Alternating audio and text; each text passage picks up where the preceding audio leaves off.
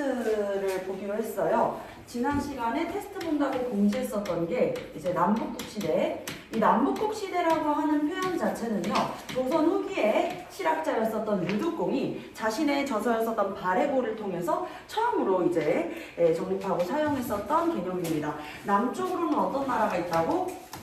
한국을 통일한 천년의 역사, 통일신라가 있고, 그리고 북쪽으로는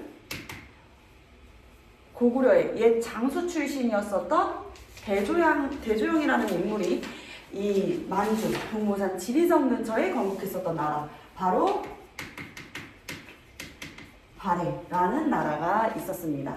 자, 그래서 이 통일신라와 발해가 함께 공존했었던 시대를 남북국 시대라고 일컫고, 이 두 나라의 우리가 역사는 인물, 그리고 사건, 제도로 정리할 수 있다고 했었잖아요. 지금까지는 우리가 역사를 계속 어떤 식으로 설명하고 있었냐면 인물사 중심으로 설명을 하고 있었죠. 그래서 인물, 사건으로 설명을 하고 있었는데, 이제부터는 우리가 제도에 대해서도 함께 이야기를 해야 되고, 그리고 이 제도 같은 경우에는 발해의 삼성육부 같은 경우에는 당나라의 삼성육부도 함께 이해를 해야 된다라고 말씀드렸습니다.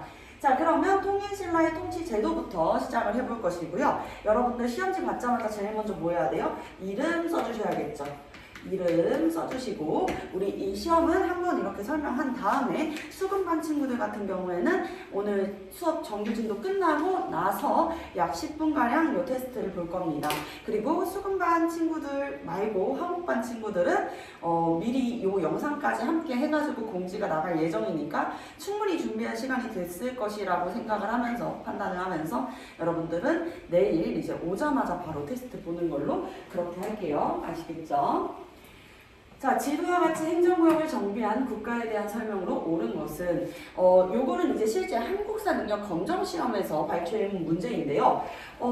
여러분 좀 어렵다고 느낄 수 있는 게, 지도와 같이 행정구역을 정비한 국가에 대한 설명으로 옳은 것이래. 그래서 처음부터 이 지도를 보고 우리는 어떤 나라인지를 알아야 되는데, 너무 쉬운 문제예요. 왜냐면 선생님이 위에 통일신라라고 써놨기 때문에 우리는 일단 기본적으로 이것이 통일신라라는 것을 알 수가 있지. 자, 보세요. 한주, 삭주, 명주, 요거 다 어디에 있는 거야? 옛 고구려의 영토지. 그래서 고구려의 영토의 3개, 그리고 웅주, 우리 웅진백제 들어봤잖아, 그치? 웅진백제, 전주, 무주, 요런 것들은 다 어디예요? 백제의 옛 영토일 거 아니야? 상주, 강주, 그리고 영주, 요렇게 해가지고 또 신라의 영토에 3개를 두어서 고구려 3개, 백제 3개, 신라 3개, 총 9주 5개의 작은 수도를 두었어. 왜 5개의 작은 수도를 두었었던 이유는 경주의 수도, 경주의 수도래요. 통일신라의 수도, 이 금성, 경주가 너무 동남쪽에 치우쳐져 있는 것을 방어하기 위해서, 보완하기 위해서 북원경, 그리고 중원경, 서원경, 남원경, 금관경까지 총 5개의 작은 수도를 두었다 해서 우리가 이것의 명칭을 오소경이라고 불렀습니다. 구주 오소경. 자, 요게 이제 통일신라의 지방제도라면 군사제도도 함께 이야기를 해야겠죠. 군사 같은 경우에는 중앙군과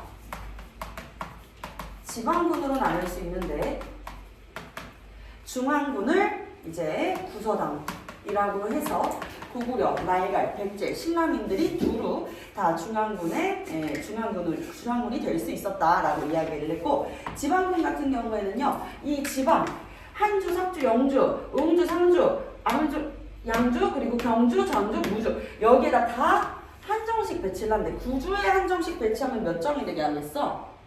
9정이 돼야겠지. 선생님이 어려운 문제는 질문하지 않는다 그랬어요. 9 곱하기 1 정도의 문제는 모두가 답할 수 있지, 얘들아. 자, 그래서 다시 이야기할게. 9주에 한정식 배치하면 몇 정? 9정이 되는 거야. 하지만 여기 요 한주 같은 경우에는 다른 주들보다도 넓고 어디랑 국경을 마주하고 있어? 발해랑 국경을 마주하고 있어. 그래서 이 한주 같은 경우에 우리가 뭐라고 부르는 거야? 국경지대라고 부르는 거야. 국경지대 한 주에는 몇 정씩 배치한다? 그렇지. 2정씩 배치한다 해서 구서당 십정이 됩니다. 구서당, 그 지방군 십정이 되는 것입니다. 오케이? 이해됐죠? 자, 그래서 이제 8번 문제를 풀어보면 구주 오소경으로 지방구역을 정비한 나라는 통일신라일 것이며 이 구서당 십정의 군사조직을 운영한 것 맞습니다. 욕살과 철업은지 등의 지방관을 파견했었던 거 우리가 배우지 않았었던 내용이죠. 그렇기 때문에 X. 자, 상수리 제도를 실시하여 지방 세력을 견제했다. 통일신라는 선생님이 무슨 나라라 그랬어요? 귀족 사회라고 이야기를 했었지. 귀족 사회다 보니까 특히 해공황 피살 이후에 무엇이 심해지냐면 진골 귀족들 간의 이 세력 다툼, 왕권 다툼이 심해진단 말이에요. 그래서 이 상수리 제도라 그래가지고 그 유력한 왕실 가문의 유력한 이제 귀족들, 권력 있는 귀족들의 자제를 이제 데리고 와가지고 포로로 삼는 상수리 제도라는 게 있었어. 이게 이제 훗날에 이 상수리 제도가 이제 고려시대로 가게 되면서 고려시대 때는 모셔온다라는 의미의 기인 제도로 바뀌게 되는 것입니다. 자, 그리고 북계에 병마사를 파견해서 적의 침입을 대비했었던 것. 북계와 동계에 이제 병마사를 파견한 건 고려입니다. 때문에 이것도 X가 되겠죠. 그럼 정답은 기역과 디귿. 이렇게 이제 우리가 체크를 해주셔야 돼요. 요 정도 선생님이 이렇게까지 설명했는데 이건 다 풀 수 있겠죠. 자, 그 다음은 테스트지를 이제 손수 핸드메이드로 만들었기 때문에 선생님의 글씨 여러분들 다 알아보실 수 있죠. 자, 집사부를 포함한 14관부를 이제 중앙제도에 두었습니다. 그래서 10개 이상의 이제 관부를 두었었다라고 이야기를 했죠. 집사부 이하기 때문에 집사부를 빼면은 14관부가 되고요. 13개의 관부가 병렬적으로 독립되어 있었어요. 각 부의 장관은 여러 명의 경우가 많았습니다. 그래서 복수장관제라고 볼 수 있었는데요. 집사부 장관이 땡땡의 권한이 강화되었었던 시기, 바로 맞아 신문왕 때였었는데 집사부 장관의 이름이 뭐라 그랬었지? 시중 또는 중시라고도 부를 수 있었어요. 시중이라고 써도 되고 중시라고 써도 됩니다. 둘 중에 하나만 써도 되고요. 둘 다 써도 됩니다. 시중이라고 써도 되고 중시라고 써도 된다 그랬어. 나중에는 이제 통일신라 때 하대로 가면서 이 명칭이 바뀌기 때문인데요. 자, 여기에서 여러분들한테 설명드려야 하는 것은 무엇이냐면 집사부 장관의 권한이 강화되면 반대로 누구의 권한은 약화된다 그랬어? 상대 등의 권한은 약화되는 것이다 라고 이야기했죠. 상대 등을 포함한 지방 귀족들의 권한은 약화되겠죠. 자, 오늘 우리가 배우게 될 통일신라 하대. 신라 하대로 갈수록 만국으로 치닫는 느낌이 들어. 와, 이거 너무 오합지졸이다.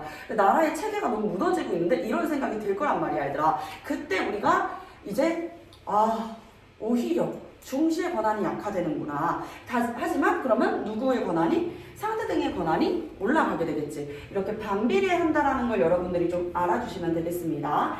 자, 신문왕 때 이제 국학이라고 하는 신라 최고의 교육기관을 설립하게 되고요.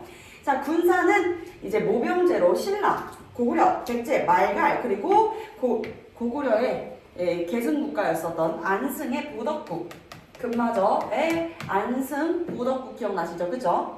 자, 안승의 보덕국인으로 편성이 되어 있었던 중앙군. 그래서 이렇게 신라민도, 고구려민도, 백제민도, 말갈민도, 보덕국민도 다 같이 중앙군에 이렇게 지원할 수 있었던 이유는 무엇이었어? 신문왕의 가장 큰 바람이 두 가지가 있었다 그랬죠. 고민거리가. 이제 전쟁이 끝났고 삼국이 통일된 상황에서 신문왕이 가장 걱정하고 고민했었던 것은 왕권 강화. 이제 동네 진골들이 다 자기가 왕이 되고 싶다고 목소리를 냈더란 말이야. 그래서 그에 대한 본보기로 신문왕이 무엇을 했어요? 자신의 누구를?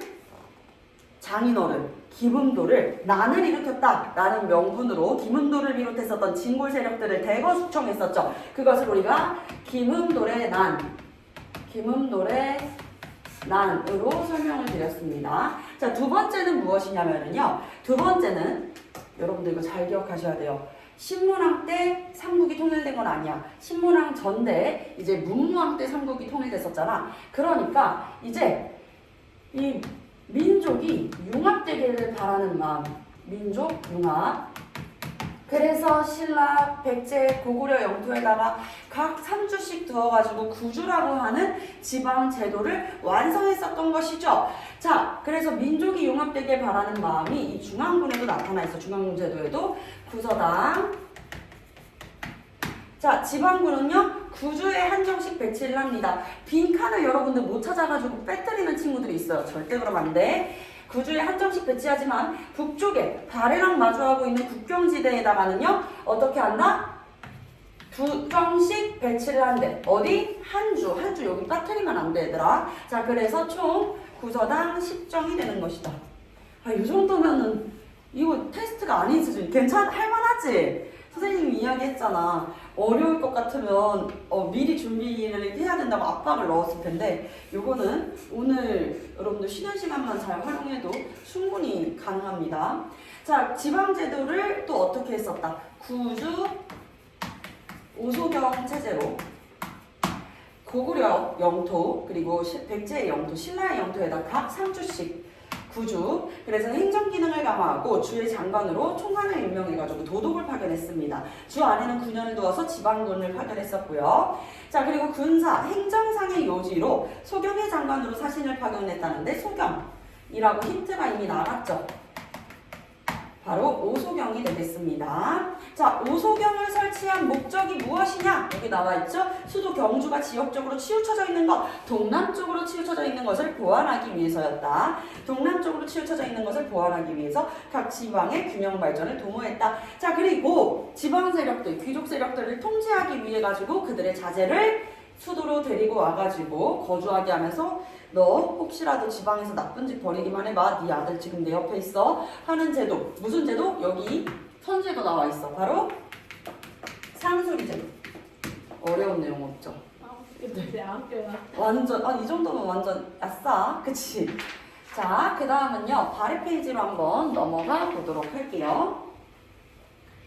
가 국적에 대한 설명으로 옳은 것은 이것도 마찬가지로 한국사능력 검정시험 문제에서 발췌를 해온 것이거든요. 이것은 당, 일본, 신라 등과 교역한 땡땡의 주요 교통로를 도식화한 자료입니다. 라고 이야기를 하고 있는데 당나라, 일본, 신라 등과 교역했었던 나라면 가의 나라는 당연히 발해가 되겠지. 한능검은 이런 식으로 국가가 어디인지는 직접적으로 제시해주지 않지만 이런 자료나 아까와 같은 통치체제를 도식화해가지고 여러분들한테 보여준 다음에 그리고 나서 이제 나라를 추론하고 맞추는 문제로 이제 출제를 하고 있습니다. 평양을 서경으로 삼아 중시한 나라는 고려예요. 이제 우리가 오늘 차차 들어가게 될 파트입니다. 두 번째, 후연을 격파하고 백제를 공격했다. 후연을 공격하고 백제를 공격하고 고구려잖아요. 그치? 지금 여기에서는 발해와 맞는 이야기는 아니야. 일단 발해가 존재하지 않아. 통일신라로 합쳐졌기 때문이지. 지방에 22담로를 두어서 왕족을 파견한 나라는 어디예요? 22담로. 선생님이 별표를 2개나 쳤었는데 기억나실까요? 바로 무령왕이었었지. 무령왕은 어디의 왕이야? 백제. 자, 백제 무령왕 업적이에요. 꼭 적어 놓으세요. 실제로 한능검 문제라 그랬어. 한능검 문제에서도 이렇게 22담로 왕족 파견 요 업적 굉장히 중요하게 여러 번 선지에서 반복돼서 나올 수 있다고 말씀을 드렸었고 무령왕의 무덤 양식이 벽돌 무덤 양식이어서 중국 양나라랑 교류했다는 것을 알 수 있다. 이거 꼭 기억해야 된다고 말씀드렸어요. 완도에 청해진을 설치해서 해상 무역을 장악했었던 나라. 청해진 누가 설치했는지 알아요? 들어봤을 것 같은데 우리 왜 수산시장이나 아니면 횟집 같은데 특히 참치집의 이분의 이름을 걸어놓는 곳들이 많더라고. 선생님이 살았었던 집 1층에도 이분의 이름을 걸었었던 참치집이 있었어. 바로 청해진을 성취한 장보고입니다. 장보고는 어디 사람이에요? 신라 사람이죠. 통일신라. 자, 고구려와 당의 양식이 혼합돼 벽돌 무덤 양식을 만들었다. 정후 공주 무효와 그리고 정혜 공주 묘. 이 두 공주는요, 문왕의 딸이었었는데요. 이 두 딸의 무덤 양식, 고구려의 양식뿐만 아니라 모주림 천장구조 여러분들 선생님 설명했었죠. 모줄임 천장 구조. 이렇게 천장이 점점 이렇게 되는 구조 있잖아요. 모줄임 천장 구조에다가 고구려의 양식과 당나라의 양식이 혼재되어 있는 공주들의 무덤 양식 우리가 설명을 드렸었기 때문에 이게 이제 발해가 되는 것입니다. 발해 정답은 5번. 자, 그 다음으로 내려갈게요. 요게 이제 살짝 어려워질 수 있는 부분인데, 자, 중앙제도 같이 한번 볼게요. 발해의 중앙제도는 문왕 때 당과 교류를 하기 시작하면서 이제 체계를 잡게 됩니다. 그래서 삼성 육부제나 주자감과 같은 교육기구를 가지고 오기도 하죠. 자, 당나라의 삼성육부부터 선생님이 설명을 할게요. 당의 삼성육부는 국정을 운영하는 삼성이 중서성, 문화성, 상서성이 있었습니다. 이 중에서 어떠한 안건에 대해서 발의하는 기구가 바로 중서성이었었고, 문화성이었었고, 중서성은 그 안건에 대해서 채택하는 기구였습니다. 그리고 상서성에서 무엇을 해요? 집행하는 기구라고 그랬지. 그러면 어떤 기구가 가장 중심이 돼야 되겠어요? 실제로 집행하는 기구가 중심이 돼야 되겠지. 그래서 상서성을 중심으로 6개의 부서를 두었는데 그 육부의 명칭이 이, 호, 예, 병, 평, 공이 됩니다. 이부, 호부, 호부예요. 호부. 호주머니 할 때 호, 호부, 예부, 병부, 평부, 공부. 지금 당장 외우는 게 여러분들 쉽지 않겠지만 잠원중학교 같은 경우에는 이것을 네, 맞아요. 시험과 그 수행평가에도 굉장히 많이 이렇게 넣어주셨었던 학교입니다. 이거 우리가 그래서 익숙하게 기억을 해야 되는 게 근데 나는 자문중도 아니고 또 뭐 수행평가? 나 수행평가 낮게 나와서 상관없어. 이런 친구들이 있을 텐데 미안하지만 이 명칭은 고려시대에도 조선시대에도 그대로 쓰이기 때문에 알아두셔야 돼요. 언젠가 우리가 피할 수 없는 운명이거든, 얘들아. 자, 그래서 이렇게 나누어 놓았다. 하지만 발해는 어디를 계승한 나라였어? 발해 어디 계승한 나라예요? 여러분, 발해가 중국을 계승한 나라예요? 고구려를 계승한 나라죠. 자, 고구려를 계승한 발해의 천하관 역시 고구려와 마찬가지로 고구려, 발해가 세상의 중심이 된다라고 생각을 했었단 말이야. 그래서 중앙제도도 보게 되면 명칭을 다르게 쓴다라는 거지. 중대성, 문화성은 선조성, 그리고 상서성이 정정당당하게 집행하자 정당성, 이렇게 됩니다. 아시겠죠? 헷갈리면 자, 중서잖아요. 중서를 대자로 바꿔주고 문화성은 얘들아 완전히 달라져. 선조성. 그리고 집행을 어떻게 한다? 정정당당하게 한다. 정당성. 요렇게 외우면 좀 도움이 될 거예요. 자, 정당성을 중심으로 운영이 됩니다. 삼성 중에서 정당성을 중심으로 집행기구를 중심으로 운영이 되면서 여기 육부가 존재하는데 육부의 명칭이 여기서부터야 충, 인, 의, 지, 예, 신. 중국 명칭은 옆에다가 써드렸어요. 원래 중국 명칭까지 외우셔야 되는데 선생님이 여러분들한테 너그럽게 넘어갈 수 있게 중국 명칭을 다 써드렸습니다. 충, 인, 의, 지, 예, 신. 외우기 힘들면 인, 의, 예, 지, 충, 신 이렇게 외울 수 있어. 인, 의, 예, 지, 충, 신. 인, 의, 예, 지는 어디에서 강조했었던 이념이에요? 유교. 맞아. 그래서 육부의 특징은 이원적 통치체계며 유교적 명칭을 사용하고 있다. 여기 유교적 안 써가지고 틀린 친구들 작년에 너무 많았어요. 헐, 쌤 있는지 몰랐어요. 너무 조그맣잖아요. 유교적이에요. 유교적. 아시겠죠?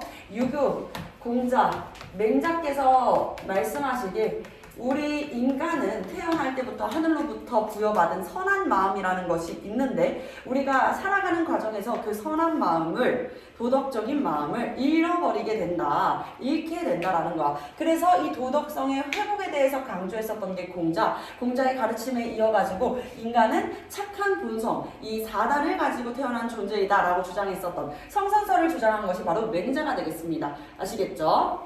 자, 그래서 우리는 여기서 인은 사람 인자가 아니거든. 어질다 인자야. 근데 이 어질다 인자를 보면은 사람 인이 두 명이 있다. 사람이 2명 있는데 한 명은 나겠죠. 한 명은 타인이야. 나를 남처럼 사랑하는 게 아니라 남을 나처럼 사랑하는 마음, 거기에서 우리는 어진 마음을 얻을 수 있다라고 이야기를 합니다. 공자의 가르침은요, 여러분들 윤사뿐만 아니라 어디에도 통합사회에도 고등학교 1학년 때 나오니까 이럴 때 이제 조금 더 쏙쏙 이해를 해 둡시다. 자, 그 다음에 이 발해에 3개의 부서가 있는데요. 관리의 비리를 감찰하는 곳이 중국에서, 당나라에서는 어사되었어. 암행어사 출두요! 이렇게 이야기하면은 갑자기 막 삐삐 하면서 막 대문 열리고 거기에서 막 나라의 관직들이 뛰어나와가지고 수령은 당장 무릎을 꿇라! 막 이러잖아요. 관리의 비리를 관찰하는 것이죠. 자, 그렇기 때문에 이곳의 명칭도 마찬가지로 동일하게 쓰지 않아. 발해는 독자적인 나라니까 중정대라고 썼습니다. 서적을 관리하고 역사서나 외교문서를 보관하는 곳이었어요. 외교문서를 보관하는 곳. 이 곳을 그럴 문자를 적재한다 해가지고 문적원이라고 합니다. 문적원. 아시겠죠? 문학 때 설립된 최고의 교육기구는 바로 주자감이었고, 원래는 당나라에서의 명칭은 뭐였어? 국자감이라는 곳이 있었다. 이렇게. 자, 그리고 지방제도는 언제 때 완성됐어? 선원 때 완성됐지? 왜냐? 옛 고구려의 영토를 거의 다 회복했기 때문이야. 오경 15부 62주. 뭐라고요? 오경 15부 62주. 좋습니다. 오경은요 5개의 수도예요. 그래서 중경, 상경, 남경, 서경, 동경 이렇게 총 5개의 수도를 두어서 전략적 요충지로 삼았었고, 15부는요 지방행정의 중심지로 도독을 파견하기도 했습니다. 그리고 62주에는요 부 아래에 하부 행정단위로 여기에다가 지사를 파견하기도 했어요. 그래서 오경 15부 62주 이렇게 기억해 주시면 되겠습니다. 자, 그리고 군사제도는요 중앙군은 10위라고 하는 중앙군을 두었지만 지방군 같은 경우에는요 지방관이 그 지역을 관할하는 지방관이 지휘를 하는 체계였기 때문에 정식적인 이제 지방군 명칭이 있었던 것은 아니다. 중앙군만 기억을 해주시면 된다. 이렇게 빈칸 채워주시면 됩니다. 어려운 거 없이 진짜 우리가 지난 시간에 배웠었던 것 안에서만 문제를 출제하고 있어요. 오케이? 자, 지금까지 우리 테스트 보는 내용 정리를 해보았고요. 이제부터는 우리가 잘 외웠다가 이따가 끝날 때 테스트 보는 걸로 하고 오늘 정규진도 나가보도록 할게요.